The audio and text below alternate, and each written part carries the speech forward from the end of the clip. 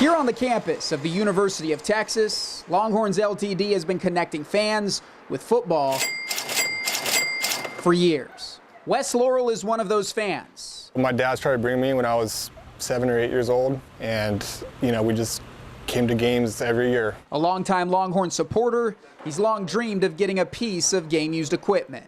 It was the helmet. That iconic Texas helmet was something that I just really wanted to have. 3 seasons ago, Wes got his wish, $150 for some Horns headwear. Probably my prized Longhorn possession. It was the item that I really loved. It was, the helmet. This helmet has been proudly displayed in Wes's home ever since. His connection to the team he roots for and the school he loves. But a few weeks ago, Wes saw his prized possession in a picture he broke down for me in great detail. The face mask. It had an extra bar on the bottom. A picture that would connect him to the only family that could love the helmet more than he did. Our family has been Longhorn football fans for forever. Had season tickets to the game since 1970, and the whole family sits together. Kat Kelley is a 5th-generation Longhorn, and her younger brother is Paden Kelley, who played on the Texas offensive line in 2010 and 2011. He was like 6'7" and over 300 when he was playing, and had this huge personality, and was always in brightly colored clothes, and was the loudest person in the room. A one-of-a-kind personality, which of course meant a one-of-a-kind helmet. The face mask was very unique, and I saw his number and the number on the helmet. It matched up.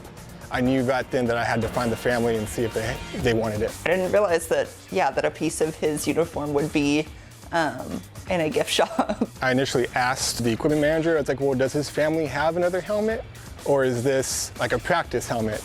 And it turns out that was his only helmet here at UT. So with the help of athletics director Chris Del Conte and a wave of Texas fans on social media, Wes was put in contact with Kat. Last Thursday, he handed her the helmet outside DKR Texas Memorial Stadium. Oh my gosh. Wes now forever connected to the Kelley family. And I'm going to give you a really good hug when we can do that again. The Kelley family now further connected to the memory of Paden. One of my big things right now is I just want to talk about him, and I want to share funny memories. A memory scarred by tragedy. He was back here for Thanksgiving in 2018 and was telling me that he had found a lump, and a couple weeks later he ended up in the hospital up in Colorado with a severe blood clot, and that's when they found that he had testicular cancer. And he finished chemo on March 15th. He passed away on March 18th, an accidental overdose on his pain medication from his cancer treatment. Paden Kelley was 28 years old, a larger-than-life body, a larger-than-life personality that's left a larger-than-life hole in the Kelley family.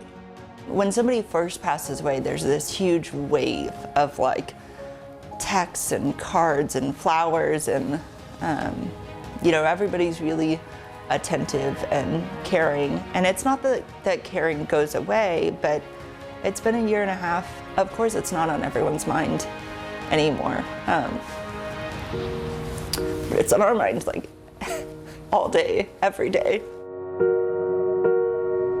Which is why the helmet homecoming meant so much. It just meant a lot to me for someone to be thinking about him and talking about him. Coming to Texas was a lifelong dream of his.